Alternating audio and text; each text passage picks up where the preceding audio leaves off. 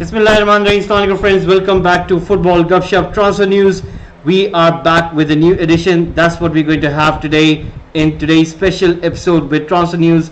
Remember guys, we finished Euros and we were looking to give you updates on the transfers during those tournament days, and I do remember so many transfer stories breaking down in those days, and it was quite hectic rather than doing the whole tournament and then as well as catching up to the transfer stories.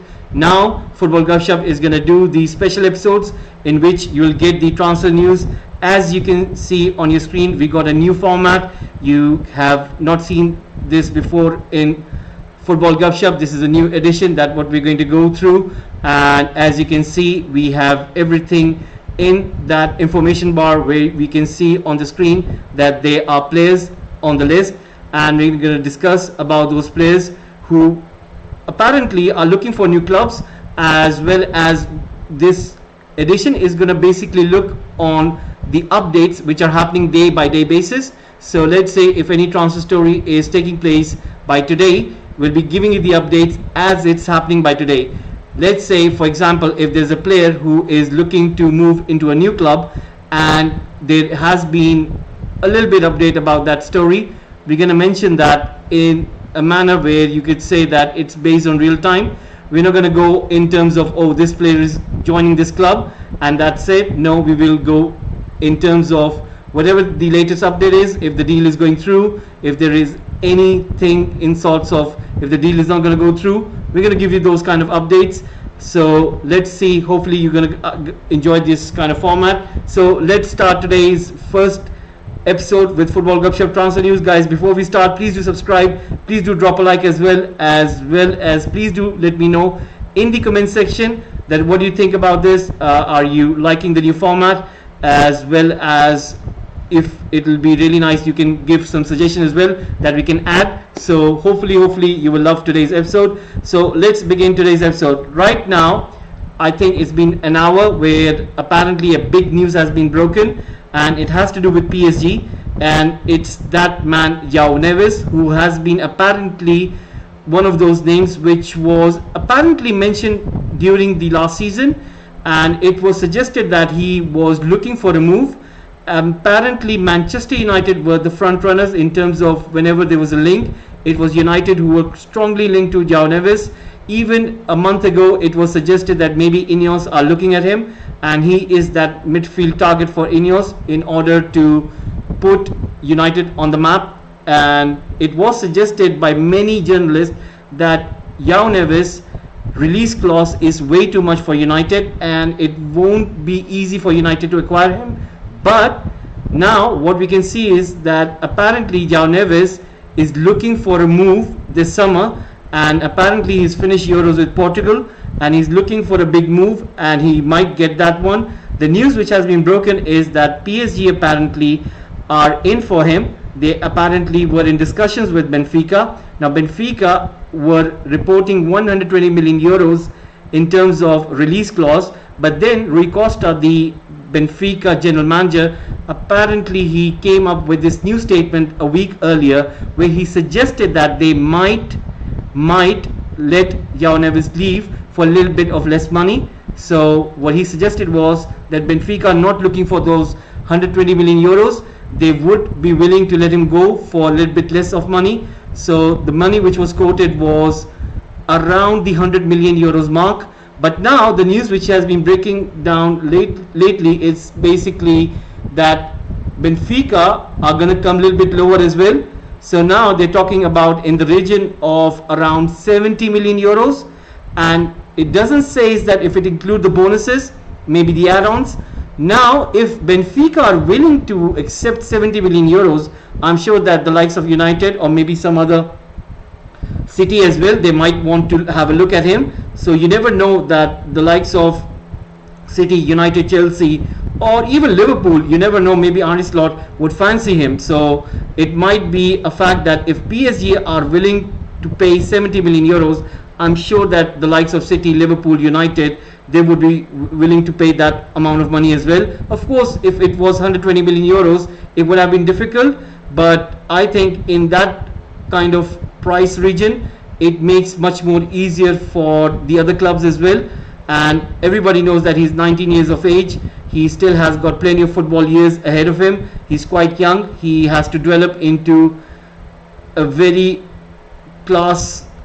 world class player. And it's a point about that how much clubs are willing to go under this FFP. We've seen that many clubs are willing to make transfers in terms of swapping as well as giving installments in the longer duration of the years. We have seen that Aston Villa have recently done this with Juventus, where Douglas Luiz went to Juventus and 2 players from Juventus joined Aston Villa. Now these kind of deals, we will see them in more and more terms. So hopefully we will get to see this transfer window a little bit cooking. United have done pretty good business as well in recent weeks, but so far it's looking quiet now because United need to sell before they can buy more players. So in that regard, if João Neves is around 59 million pounds, I think that it might kickstart something in this transfer window. And we do know that many clubs have spent quite a huge money, like Real Madrid spending big on Kylian Mbappe in terms of wages, in terms of signing on fee. So even though we still expect this transfer window to cook, and hopefully this João Neves deal will be one of those deals which will kickstart that chain reaction. So hopefully we'll get to see that. Now we're going to move on and talk about another player, which is John Duran, and apparently he is being linked to West Ham United. It was reported that Aston Villa were looking for 40 million pounds. Now West Ham United, they come up with a bid with 32 million. It still falls short. Now we do know that West Ham United are looking for a striker. They have got Antonio, they have got Danny Ings, but Danny Ings isn't that good. And of course, Lopetegui would want a striker of his own choice, and he would want to get a new striker. So Duran comes in that mold. Now West Ham United were linked with many other forwards as well. They were linked with Jonathan David of Lille, but for some reason that deal went flat in terms of because Lille weren't willing to let him go on that cheap because he had a pretty good tournament in Copa America, as well as he really had a very good season last season. He apparently scored 19 goals. He had some assists as well. So that's a pretty good return in terms of in-form striker.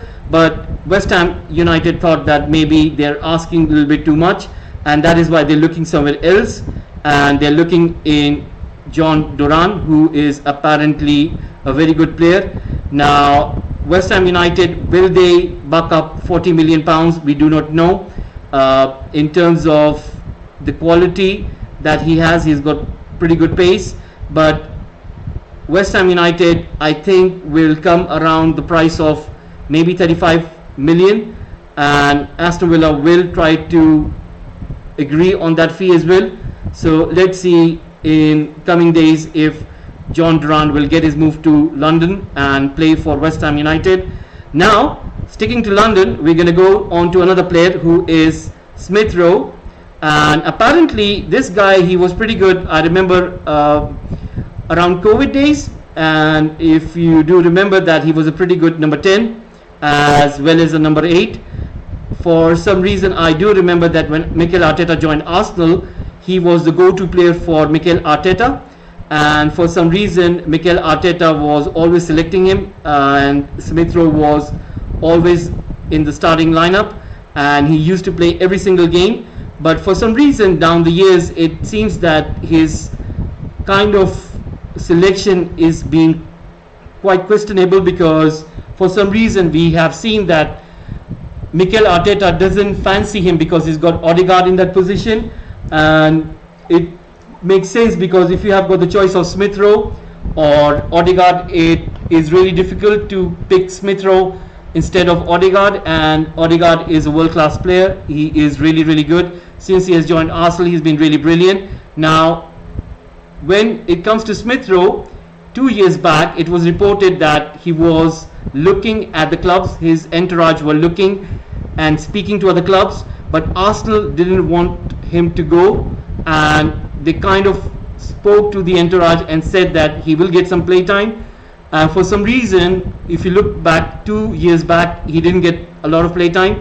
He used to play in cup matches as well as one or off Premier League substitutions and nothing more than that. But then I think last season what happened was Smith Rowe was looking, I think in mid-season, he was looking at some clubs maybe to leave out on loan, but Mikel Arteta wasn't letting him go because he thought that maybe if Arsenal are going to get injuries or if they get stretched, they need to have some backup, and that is why they didn't let go of Smith Rowe. But now, this summer transfer window, it looks like everything is clear. Smith Rowe is about to leave Arsenal and he will stay in London. He will join Fulham, and it looks like if he joins Fulham, then it is a very good club. It's a club which is growing under Marco Silva, and Fulham are progressing little by little every season. They're getting better, and if they get their transfer window correct this summer, I think that they will go places, maybe challenge in the League Cup or in the FA Cup as well as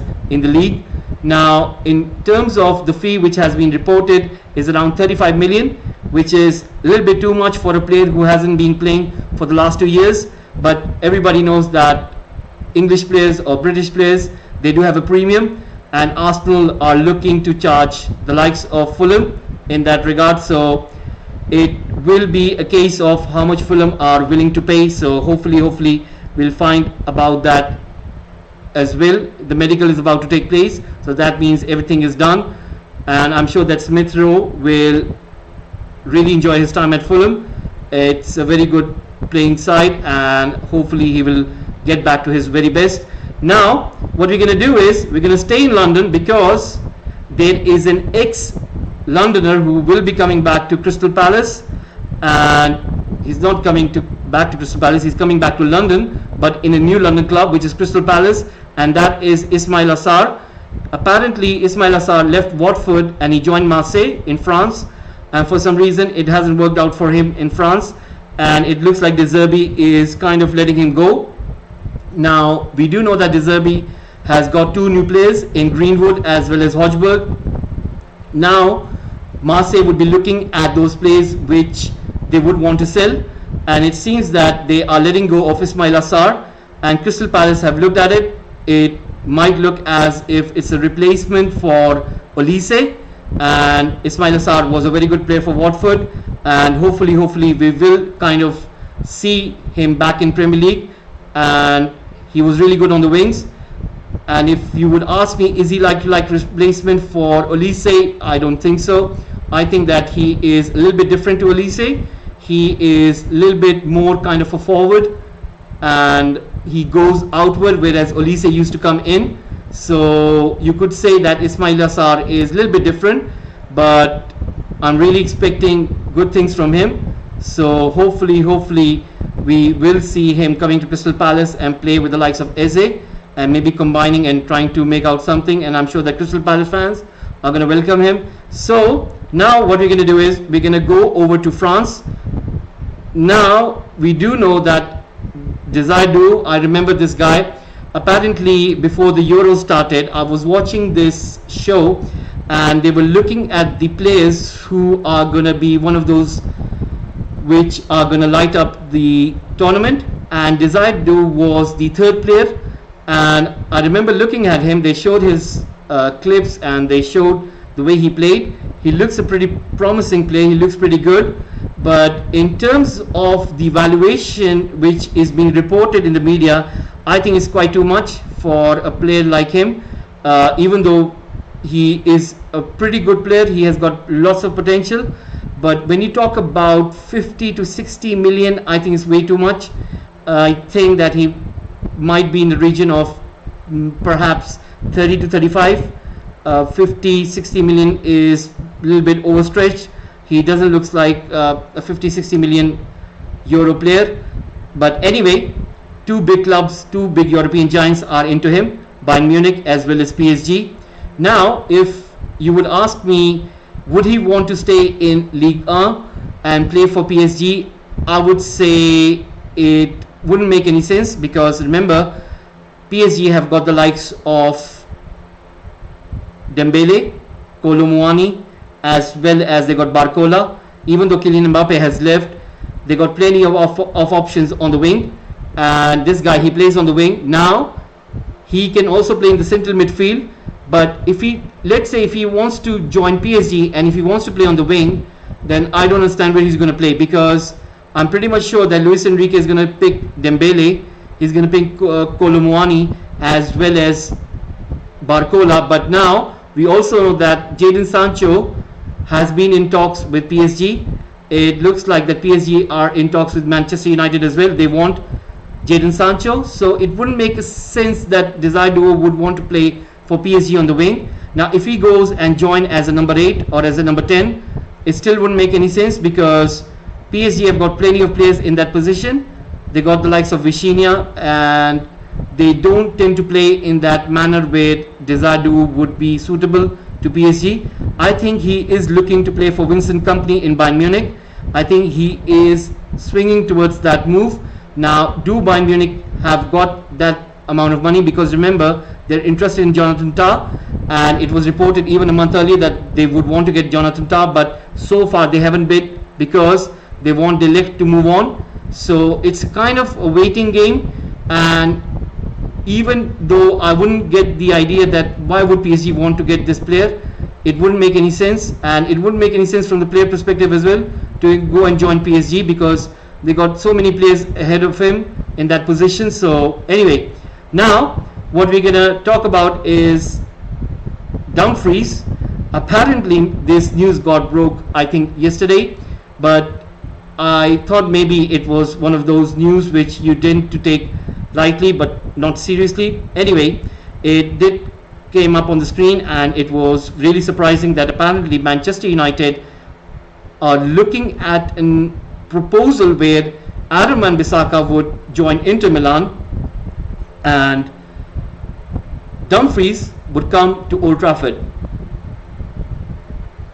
Now this kind of transfer, I wouldn't get the perspective of it, because the money involved would be quite confusing, because if you're doing a direct swap and you're not going to pay anything more, so it wouldn't make any sense, because I do not know the current valuation of Dumfries, but it was reported apparently that Inter Milan were looking around 30 million plus, but now Aaron Wan-Bissaka is being quoted around 20 million pounds as well.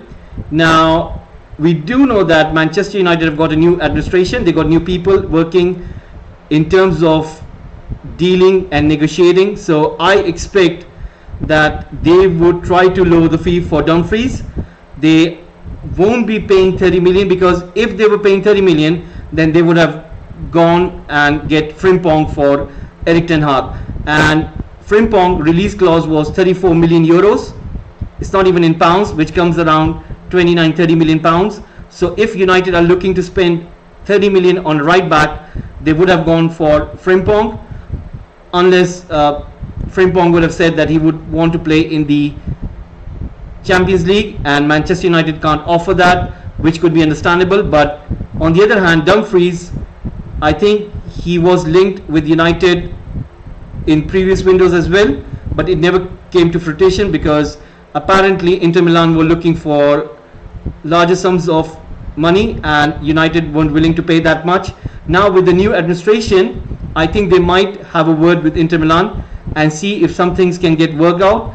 I think the fee would be around 20 million or maybe 22 or 23 million, which would be enough. There will be add-ons as well, like 2 or 3 million or something, which will come around to 25 or 26 million, but I expect it to be around 22-23 million max, and I wouldn't be surprised, because Aaron Wan-Bissaka is quite a good right back in terms of defensively, and Inter Milan would want to have that kind of player.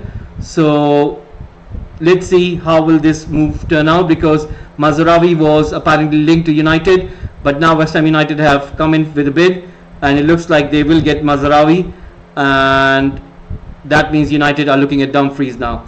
Now let's move forward and talk about Calafiori. Calafiori is joining Arsenal. It's a deal which is gonna happen. The medicals are taking place, and I'm sure that he will be holding Arsenal shirt and will be breaking any time soon on Arsenal website, on Arsenal Twitter account, that Calafiori has joined Arsenal for 42 million pounds. It looks like Arsenal are going to get a very good player, a very good defender. He was really brilliant in Euros. I think he was the only bright side in terms of from that Italian team. I think it will be a very, very good transfer move for Mikel Arteta, and he can play as a left back, he can play as a left centre back. I mean, he can play in multiple positions. He can play in a 3-man defense, he can play in a 2-man defense. He is a really good quality player, a world-class player, I think. And let's see how will Mikel Arteta use him in this coming season. I'm sure that his eyes will be on that Premier League title, so let's see if that will be the case. Now, before we finish this episode, we're going to be talking about Lindstrom. Apparently, Lindstrom is going to move to Everton on loan. The fee reported has been for £22 million if it becomes permanent, and it looks like that Everton will get a very good player, and it looks like Sean Dyche is kind of looking at players who could be the replacement for Onana. It could be 2 players, it could be 1 player, but I'm sure that he saw Lindstrom in the Euros and he was a really, really good performer. He was really brilliant, and I think that would have been the key in terms of for Sean Dyche to make that move. And I'm sure that Onana would be missed by Everton fans.